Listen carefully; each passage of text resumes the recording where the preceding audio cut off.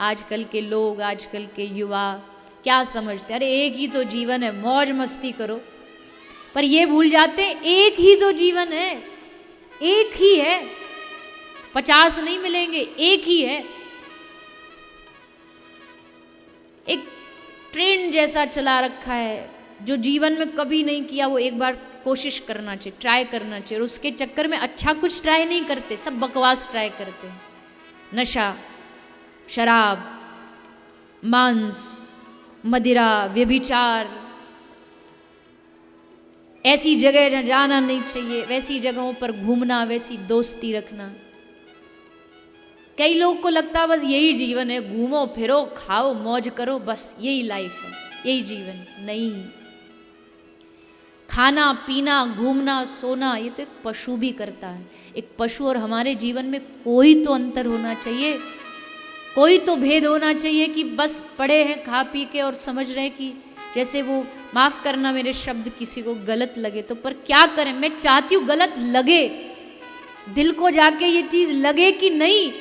वो नाली का कीड़ा जो नाली में पड़ा पड़ा सोचता ना यही स्वर्ग है हमारा, पर वो स्वर्ग नहीं, वो नाली है, वो कीचड़ है, कीचड़ में पड़ा है। सूकर को तुम लाख मेवा मिष्ठान दे दो पर खाएगा मल ही, उसको उसी में सुख लगता है।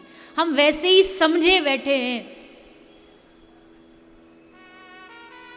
मैं ये नहीं कहती कि संसारिक जीवन एकदम छोड़ दो, ठीक है जो जी रहे हो जी रहे हो, पर उसके साथ विवेकपूर्ण जागृत होकर के ये मत भूलो कि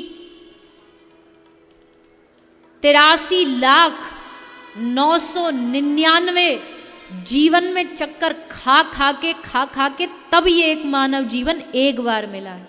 अगर ये भी चांस मिस हो गया फिर 84 में चक्कर खाने। और मानव बन के भी इस विश्व में 8 अरब जनसंख्या है। सोचो 8 अरब में से कितने लोग ऐसे होंगे जो कृष्ण नाम को जानते होंगे।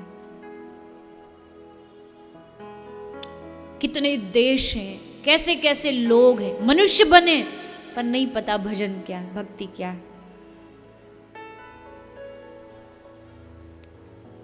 अफ्रीका जैसे देशों में कई बार जाना हुआ है, कई ऐसे जो एकदम गांव जहाँ खाने के लिए रोटी नहीं है, नहाने के लिए स्नान नहीं है, गौमूत्र से स्नान करते हैं, पता ही नहीं है क्या है जीवन, जानते ही नहीं। उन 8 अरब में से भगवान ने चुन करके हमको भारत में भेजा।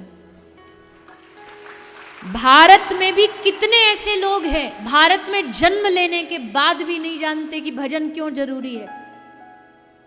उनमें से करोड़ों में से, लाखों में से, हजारों में से चुन करके यहाँ कुछ हजारों की संख्या बैठी है जो जानती है भजन क्यों जरूरी है, जो जानती है कृष्ण नाम लेना क्यों जरूरी है। और अगर इसके बाद भी हम चूक गए,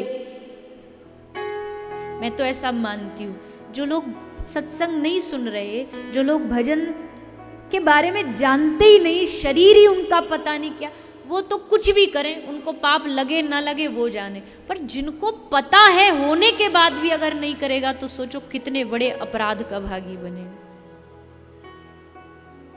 इसलिए मेरा निवेदन है, आप सबसे हाथ जोड़ करके निवेदन है कि मानव जीवन एक बार मिला है, एक बार, बार बार नहीं मिलेगा, बार बार ये मौका नहीं मिलता है। हजारों हजारों सालों तक तप करके तब भी भजन में रुचि नहीं होती। हम सब कितने भाग्यशाली, कितनी आसानी से हमें भागवत मिल गई और भागवत में हमें सुनाया जा रहा है भगवान नाम लो, कृष्ण कहो। इसके बाद भी न जागे, क्या मुंह दिखाएंगे भगवान को जब वो पूछेंगे कि क्या किया तूने दुनिया में जाके? बस मौज मस्ती, इसी के लिए दुनिया में आया था क्या? यही करने के लिए तुझे इतना कीमती जीवन दिया था? नहीं, भगवान की अति कृपा, अति कृपा।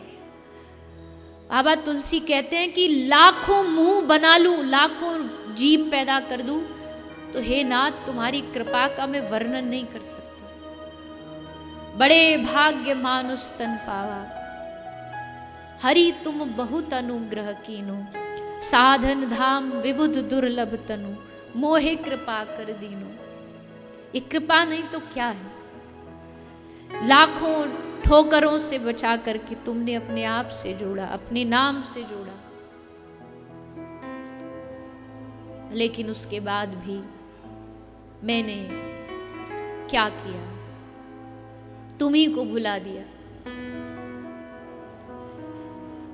इस धरती पर जैसे हम लोग घूमते हैं ना, सड़कों पे जाके देखो, रोज करोड़ों लोग सड़कों पर गाड़ियों में से घूमते हैं, वैसे खेतों में लाखों करोड़ों चींटी जीव जंतु रोज जन्मते हैं, रोज मरते हैं। हमारी हालत भी उस चींटी जैसी अगर विश्व में देखे तो मर भी जाएंगे तो क्या फर्क पड़ जाएगा? कौन सा दुनिया रुक जाएगी? हमारे जाने से कौन सा विश्व रुक जाएगा? एक बात ध्यान रखना, हम चले गए ना, हमारे जाने के बाद परिवार जैसा चल रहा है वैसा चलेगा, रिश्ते जैसे चलने वैसे चलेंगे। बेटा कमा लेगा आपका, परिवार चला लेगा अपना, रिश्ते चल जाएंगे अपने, लेकिन एक काम है जो आपके बिना कोई दूसरा नहीं कर सकता, और वो है आपका अपना भजन। वो आप ही कर सकते हो जीते जी, और कोई नहीं कर सकता, और सब काम कोई कर देगा, पर भजन आपका आप खुद कर सकते हो। इसलिए भूलो मत। हम भूल जाते हैं। एक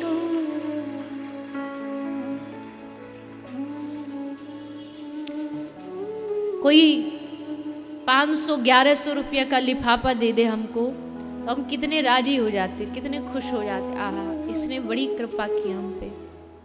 पर हम ये भूल जाते हैं कि जिस भगवान ने बिना स्वार्थ के, उसको कोई स्वार्थ नहीं था हमसे, कोई लोभ लालच नहीं है भगवान को हमसे।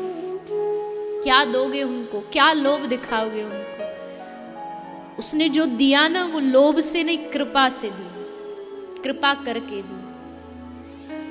पर मौसम कौन कुटिल खलकामी, जिन तन दियो ताही बिसरायो, ऐसो नमक हराम।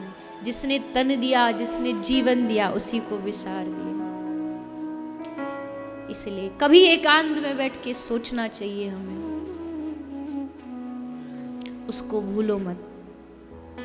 लाख दुनिया में काम करो, दुनिया के संग रहो, पर ये मत भूलो तुम्हारा असली संबंधी बस वही है, वही साथ देगा, हर जन्म वही साथ देगा, और कोई नहीं देगा। गजेंद्र जिन परिवार वालों के साथ मौज मस्ती कर रहा था ना, जिन पे उसे भरोसा था, ये जब तक मैं यहां खड़ा रहूंगा ये मेरे संग खड़े रहे, सब छोड़ के चलेंगे, तब छोड़ के चलेंगे। ये तो मरेगा, इसके साथ साथ हम भी मरेंगे, इससे अच्छा सब लौट के चले जाते। उस समय किसने साथ दिया? बताइए ना, किसने साथ दिया? एकमात्र भगवान ने सहारा दिया, एकमात्र उन्होंने आकर के गजेंद्र को उबारा, बाहर निकाला। हम सबकी स्थिति भी यही है, गजेंद्र की और हमारी कहानी अलग नहीं, एक ही है। गजेंद्र मतलब जीवात्मा, ग्राह मतलब काल, काल हमें अपनी ओर घसीटता जा रहा है, घसीटता जा रहा है।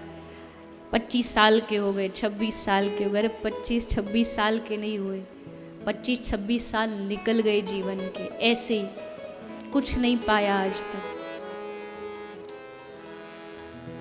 आगे भी ऐसे ही निकल जाएंगे।